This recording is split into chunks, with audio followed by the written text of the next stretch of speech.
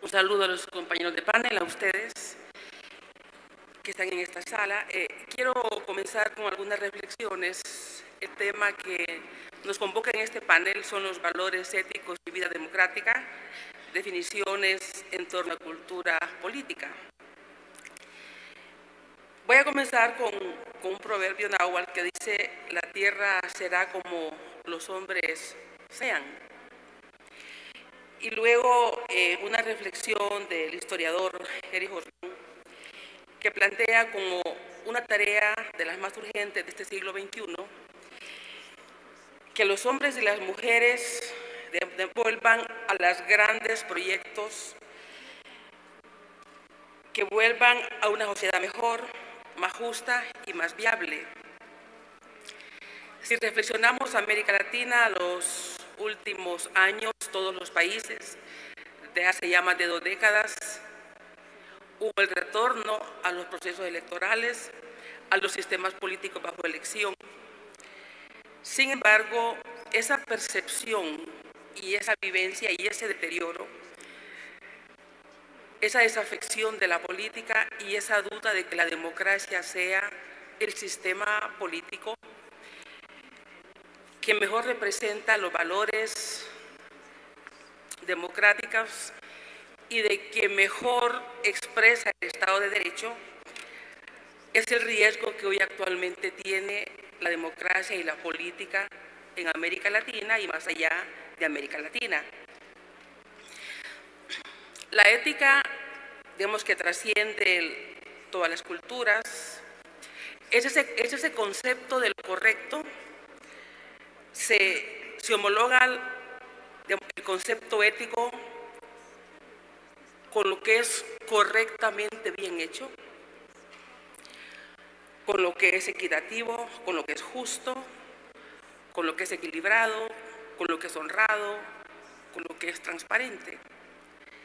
Y en ese sentido podemos ver una ética ciudadana,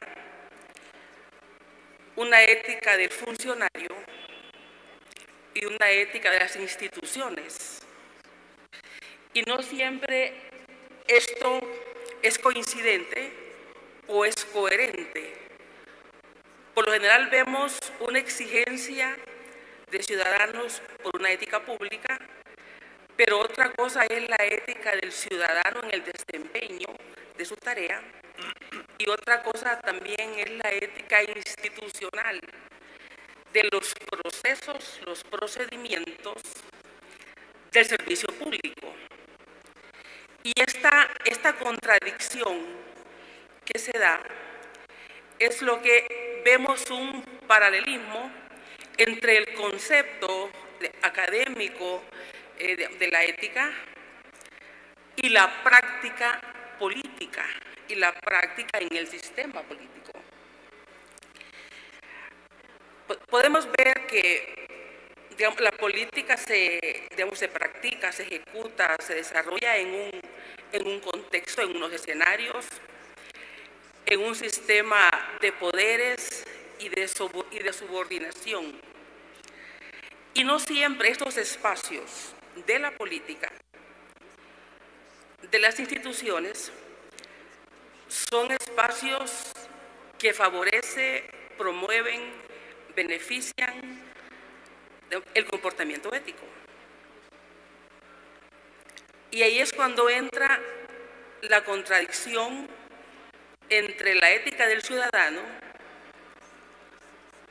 y la ética institucional y del funcionario, y muchas veces, o la práctica del funcionario. Y esta contradicción es lo que lleva a este deterioro. Y uno se pregunta, y nos preguntamos en las universidades para el caso, nuestros estudiantes, nuestros graduados, salen con una formación, con un desempeño, pero se incorporan a un sistema político, a un sistema jurídico, a un sistema de servicios, donde entran a esta confrontación o a esta contradicción entre este concepto ético del bien hacer, del bien funcionar y el desempeño y la lógica del funcionario, del desempeño de la institución, del partido, del sistema.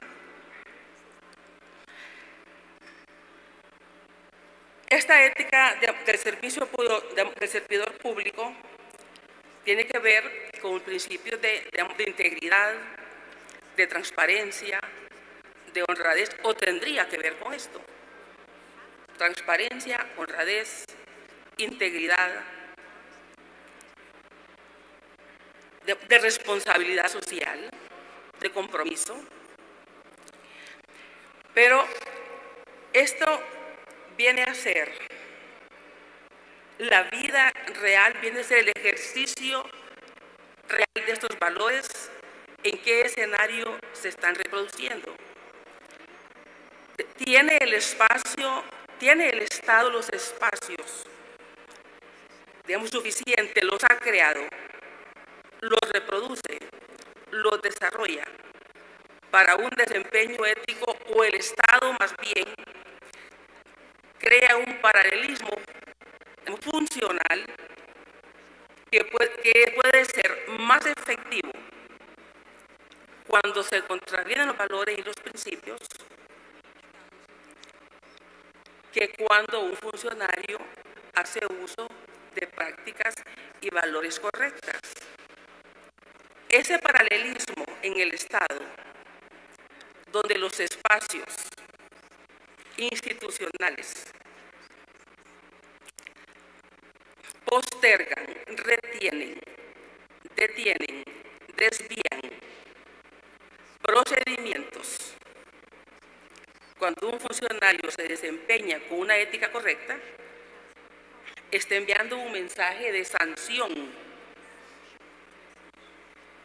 para ese comportamiento ético apropiado y que se ha discutido académicamente en las aulas, en los espacios ciudadanos, y que es precisamente lo que nos dice la democracia, que se fortalece en este sistema político.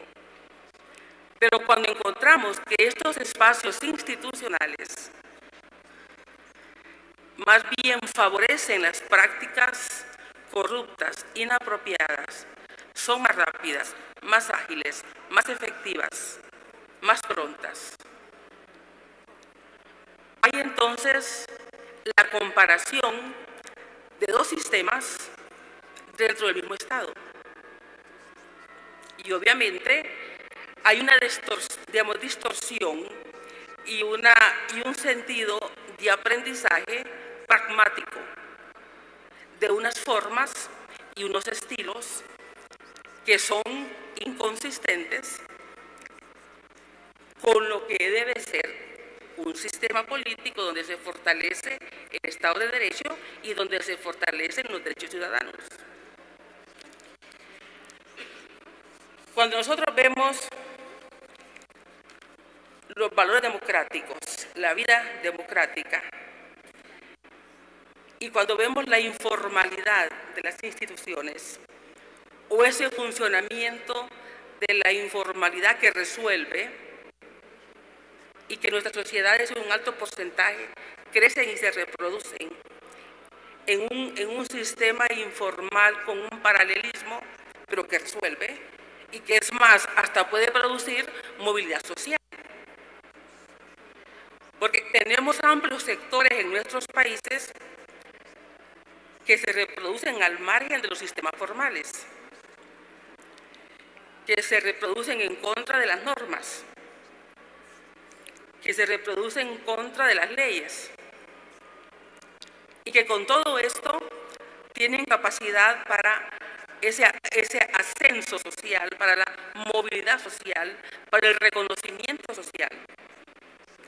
Entonces volvemos a dos o más formas de reproducción, de crecimiento, una que está marcada por las normativas vigentes y otro que funciona sin regulaciones y de espaldas a toda normativa vigente.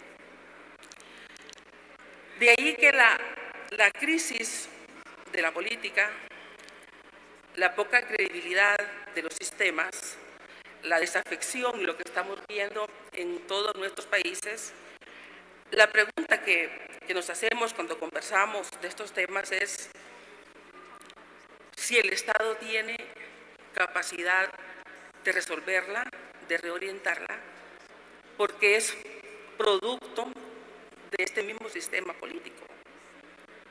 ¿Y cuáles serían entonces las formas? ¿Qué papel correspondería a la educación formal, a las universidades, a las escuelas, a los medios de comunicación? ¿Cuál es su responsabilidad social en esta perspectiva? Como tema de reflexión es sumamente importante, válida, por el momento que estamos viviendo en la región de América Latina, en Centroamérica. Como urgente necesidad, porque vemos también movimientos políticos, como emergencia de nuevos grupos, de nuevos partidos, pero casi con las mismas prácticas, a tal grado que el crecimiento realmente de estos nuevos grupos políticos que vendrían supuestamente a revertir estas tendencias no se ve en el alcance del corto plazo. Sin embargo, es un tema que debemos de retomarlo en el debate académico, pero verlo también en la praxis cotidiana. Porque en la medida que no se dé de esta forma, no estaremos avanzando mucho. Muchas gracias. Muchas gracias a Julieta Castellanos, rectora de la Universidad Nacional Autónoma de Honduras. Para concluir, de acuerdo a los procedimientos y los métodos establecidos, vamos a hacer dos preguntas que provienen del público, con como dos grandes constantes. Me estoy refiriendo a una de ellas que sería, ¿qué sería necesario para reducir la corrupción?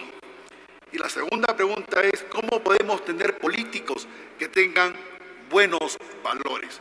Julieta, por favor. Voy a referirme específicamente al tema de la corrupción. Es un tema, digamos, de poder, es un tema del Estado que no ha terminado de someter a sus élites al mismo sistema de justicia.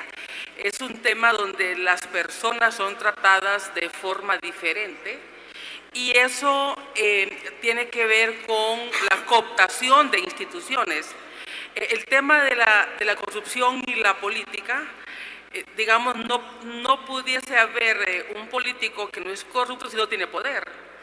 Es un elemento que está muy vinculado, digamos, con la capacidad de que el Estado funcione en su conjunto para proteger a estas estructuras corruptas y a estos sistemas corruptos.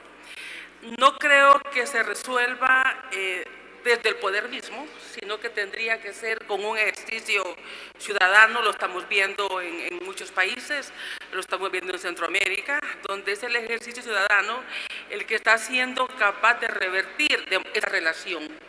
Por lo tanto, creo que el Estado, visto como su institucionalidad, por mucho tiempo, por siglos, ha estado cooptado por estas élites, y otros que benefician estos sistemas puede ser porque son parte, porque se benefician o sencillamente porque lo toleran.